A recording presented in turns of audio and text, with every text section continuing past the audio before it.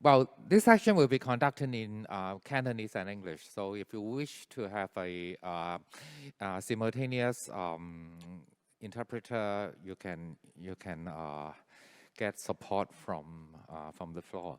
好，咁多位Good afternoon.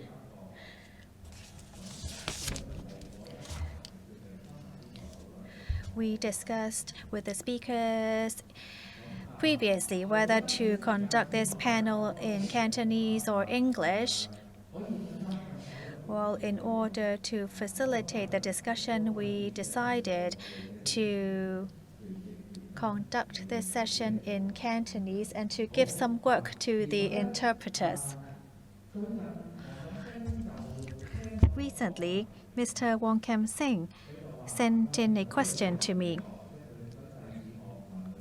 He wanted to stop me from asking him too many questions, and he asked me what is sustainable on the Harbourfront and whether we're working towards zero neutrality. But Rocco just gave me the answer. Well, since we are connecting up the Harbourfront promenade, more people are now walking. This is an effective way to reduce carbon emissions.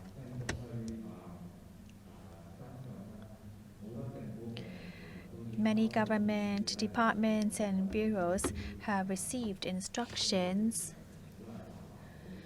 to work on environmentally friendly projects along the harbourfront, and I really look forward to see what is to be on offer from the CEDD or other departments.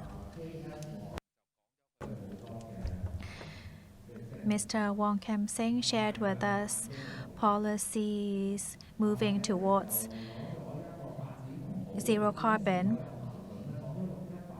Eric shared with us the two projects, 618 Shanghai Street and Central Market. Well, is there a profit from those two projects? Donald shared initiatives on the operation of Central Market to better meet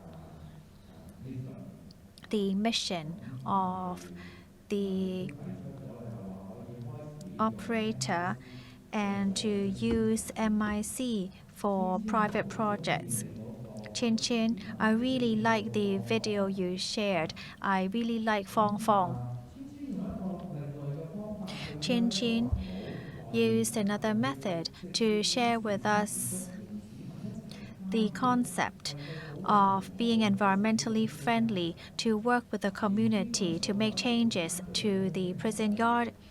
And Stephen worked on an initiative in the rural areas. Through a public toilet project to move towards zero carbon. Rocco talked about sustainability and cultural buildings and the conflicts between the two. As an architect, what can be done to meet regulations and to be innovative along the way? How to strike a balance or how to compromise?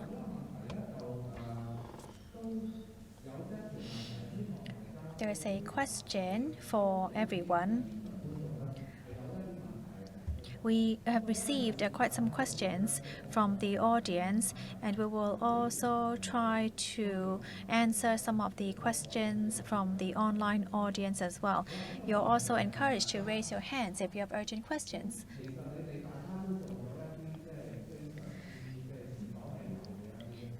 Well, you've all worked on unprecedented projects.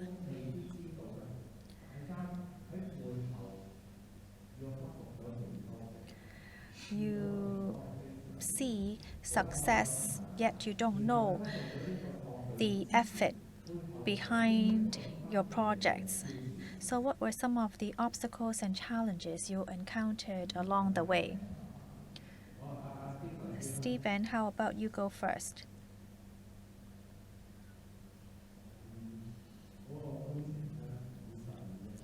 My project was not on a very large scale.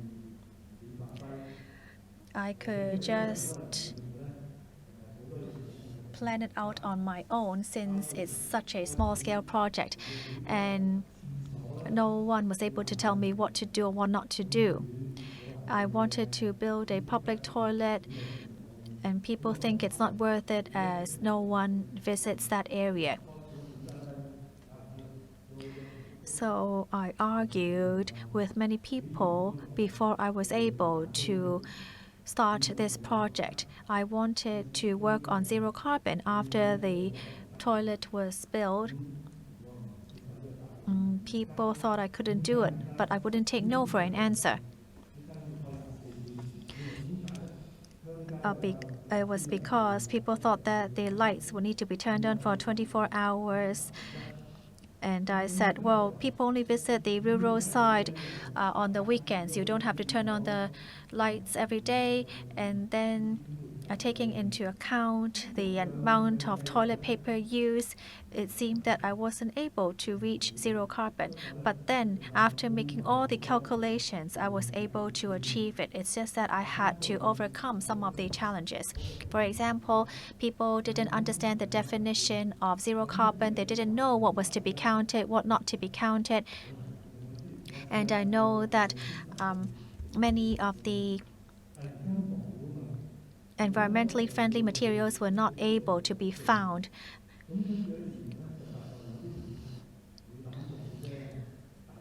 Well, some materials originally we thought were available, but then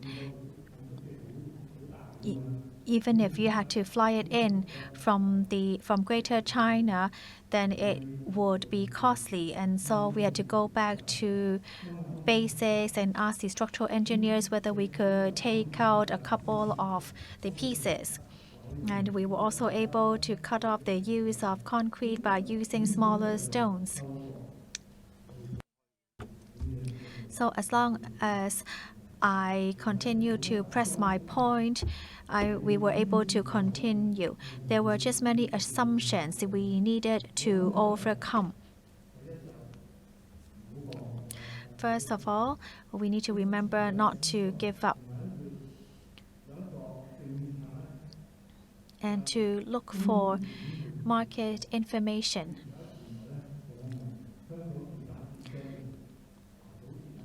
I asked for environmentally friendly steel, but then we didn't have that in Hong Kong. And I had to, and people suggested I fly it over from Taiwan. But then if we were aware of these possibilities, I'm sure we're able to achieve our goal. We just need to catch up. KS. Well, I've been working on policy making for 10 years and promoted many projects and pilot schemes.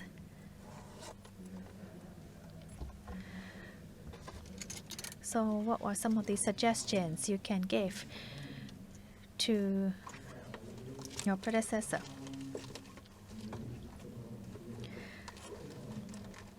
Well, in the 90s, when we were colleagues,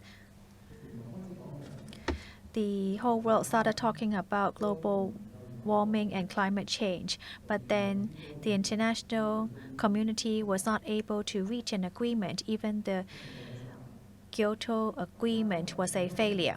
30 years has passed. We all live in Hong Kong. We don't need to say more about climate change affecting the weather. Every year, the observatory gives record-breaking numbers. And once again, we are the hottest summer this year, and we see that we have seen very hot days again this year. In 2021, I represented Hong Kong to attend the Paris Agreement meeting. There were many unsuccessful meetings before that year, but we all knew that we could not drag our feet any longer. In 2021, at the meeting, we finally came to a consensus on the Paris Agreement. But do you know what the Paris Agreement is? I can describe it in 4 T's: to have a clear goal, to have a clear time, because there is actually a time limit on climate change, because it might be too late. Therefore, target and timeline is very important. There could not be limitations on what is to be done. Therefore, each country needs to set a goal in a voluntary manner and then try to put these all together to look at the gaps and differences. It could be 1.5 degrees Celsius, it could be 2 Celsius. We need to look into the difference in gap. Of course, there were some obstacles along the way. The U.S. withdrew from the agreement. There is actually huge discrepancy. In Hong Kong, a few years back, we started to work on reaching a goal. So we decided to review it every 5 years to see whether the target could be met. So this is actually the Paris Agreement, which I have just briefly introduced to you.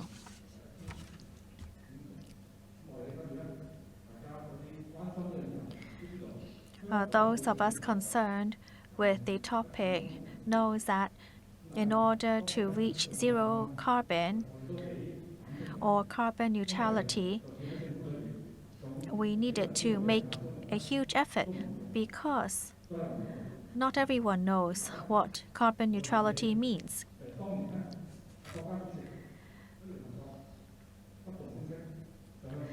The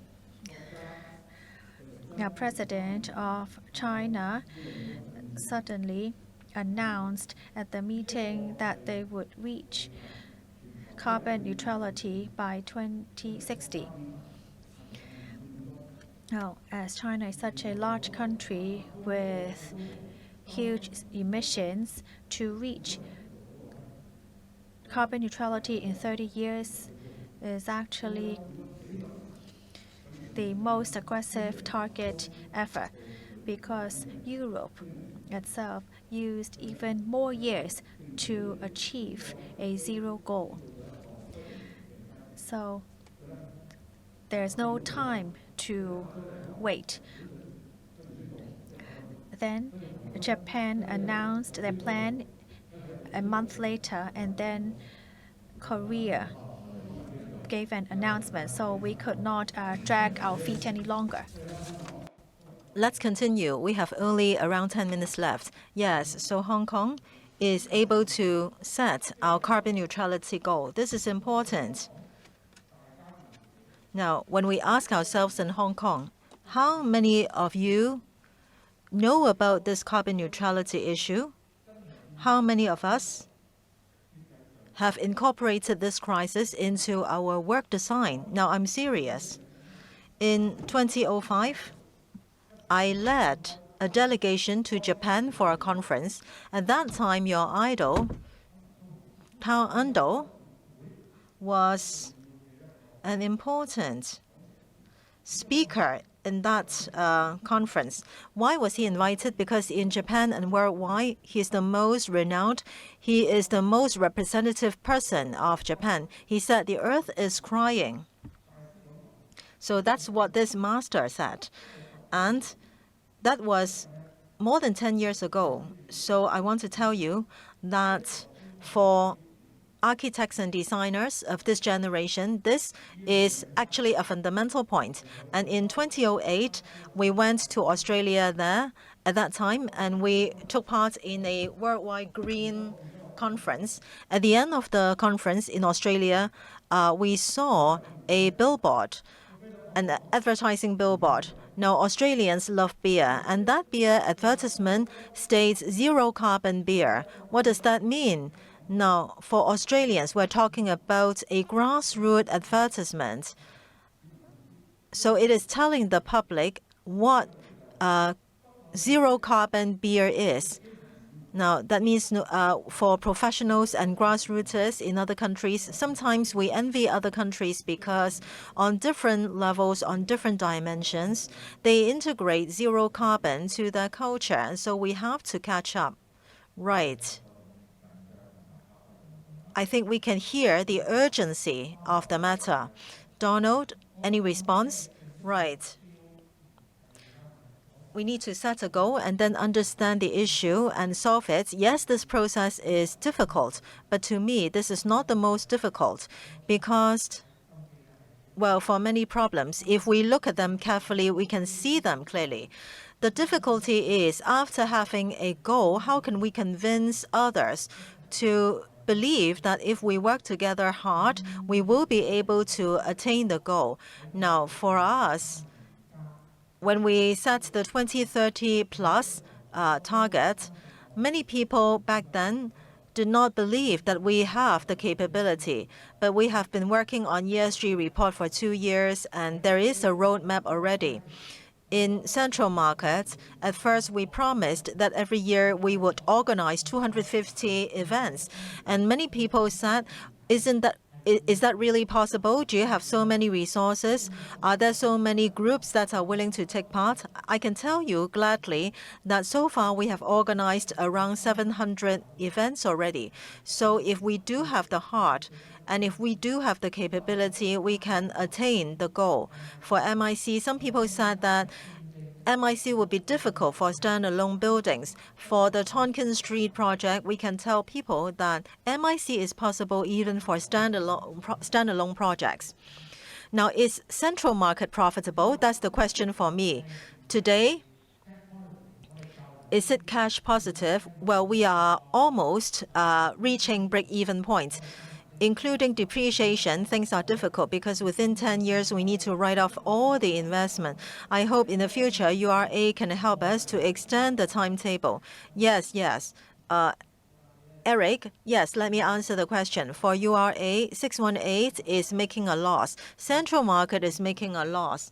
We have not thought of the acquisition costs and architectural costs can be recovered. That's not our goal. When we worked on that at the beginning, well, things were difficult. It is a matter whether the goal that you have set is achievable. Now, if you look at Huachang and Wan Chai, the biggest difficulty at first was how government departments could deal with the old buildings. You have to meet the current standards, and this part can't be touched, that part can't be moved. As Rocco said just now, you want it to be a museum. At the same time, you want greening, and you want natural lighting. Many conflicting requirements, so things are difficult. However, after some time, I think what is the biggest issue here? Well, after the job is done, when members of the public begin to accept it, when they begin to find this the right thing, and this is a place that they enjoy, then you will begin to value whether there is good value for your money spent for the construction costs. Otherwise, now when members of the public appreciate it, if they think that the place is usable, then you have to have some insistence. So to me, I think even though there is difficulty, you must have your beliefs and you must insist on your beliefs. And until the beliefs are realized, well, on one occasion 20 years ago, I said to a government official, whether you are right or whether I am right, this is not the most important point. The most important thing is whether members of the public find it acceptable. Then we can strive for sustainability. In the future, if we say, like carbon neutrality, well, we need to have a conviction, a goal.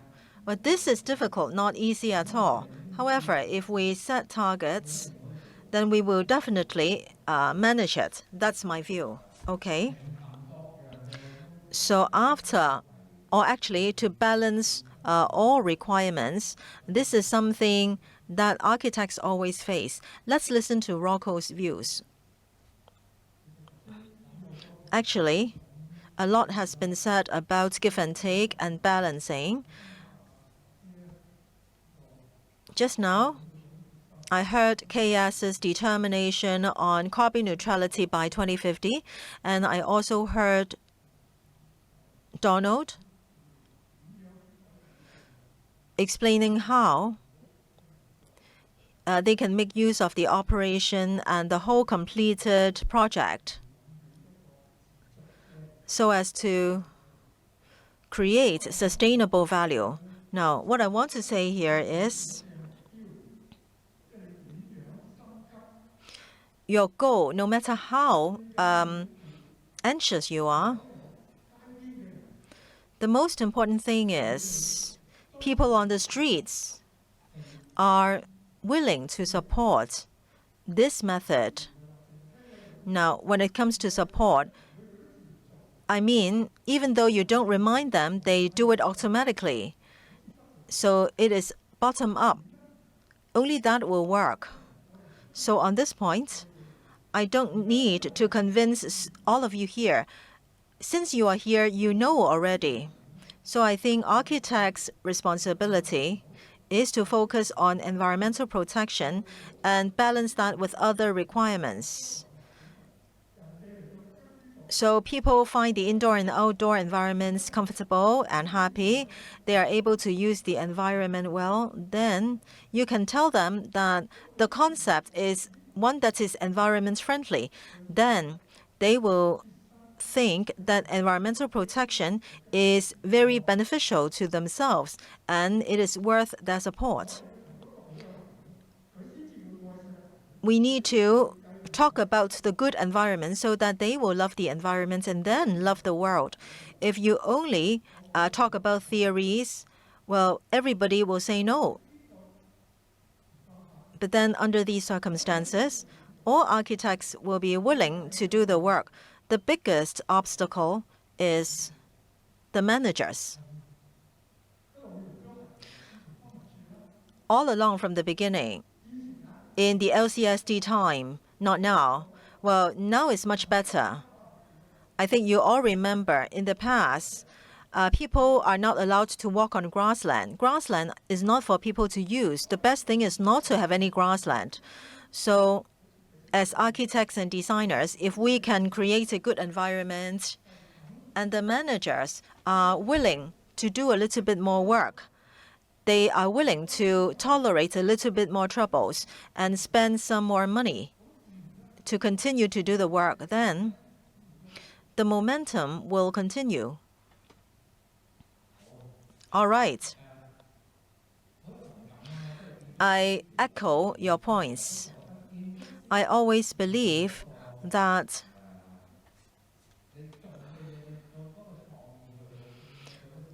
how big architects' creativity is, well, the creativity is that the managers will need to stop at the gate. When architects work on environmental protection, there is not a need to convince them. Well, at this kind of symposiums, I think we are preaching to the converted. I think those who need to understand are the gatekeepers and citizens. Do they share the same common value or vision? Chin, I think you have done the most work in reaching out to residents. How can you spread this concept to the public?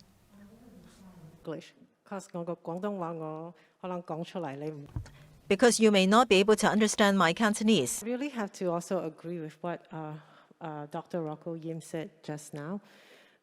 And I want to bring it back to one word, which is for Dai Kun's case, we are talking about custodianship.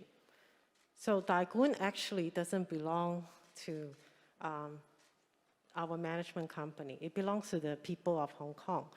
So even when we are trying to set an objective or a goal of how to activate prison yard, it was not that easy to set out, like Donald said, what is the goal?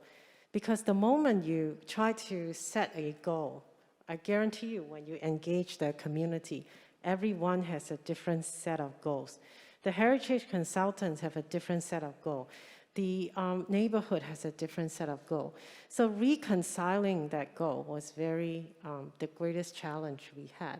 So even though we wanted to create a more habitable, hospitable space, that wasn't always achievable. Just when I said, how do we green the revetment wall? In the end, we chose not to, despite some residents wanted it. But for heritage reasons, we couldn't pursue it. And I think to me, it's an iterative cycle. So, if I am to explain this in Cantonese, it is about conversation, compromise, and creativity. Until you actually find somewhat a solution that everyone could buy into, then that's when you actually have that movement of the community to join in, I guess, with Dai Kun. Yeah, thank you. Oh, thank you. 咁我將以下時間去交。Thank you. Now I will give the floor the time and see whether there are questions from the floor for speakers. If not, here is a question. Oh, who would like to speak? Right. Eugene?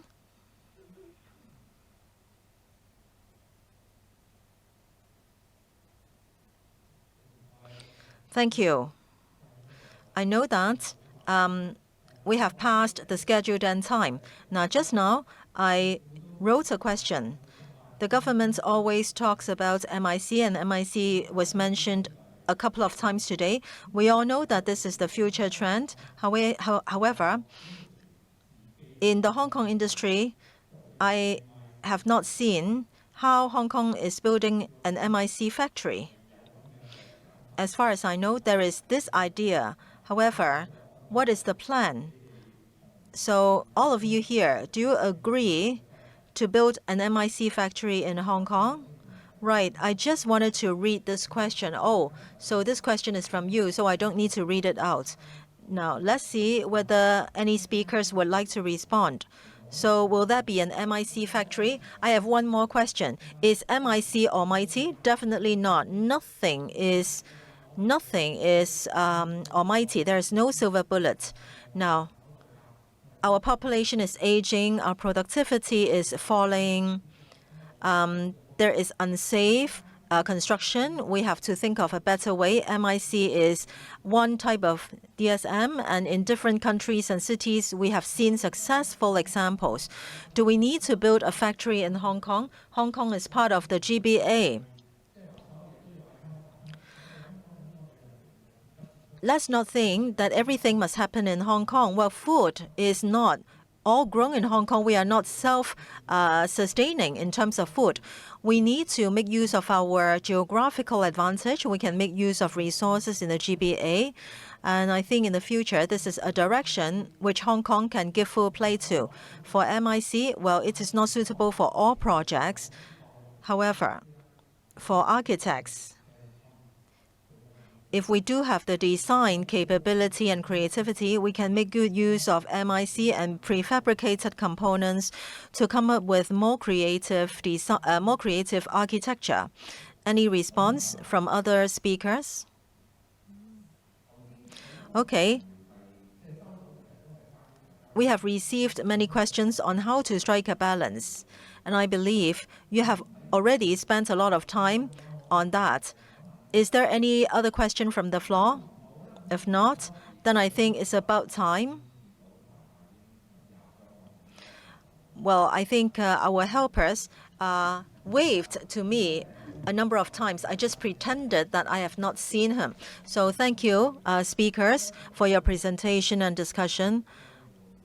I believe that the vision of carbon neutrality needs community support and our perseverance, and I'm sure we can achieve the goal. Thank you very much, speakers and guests.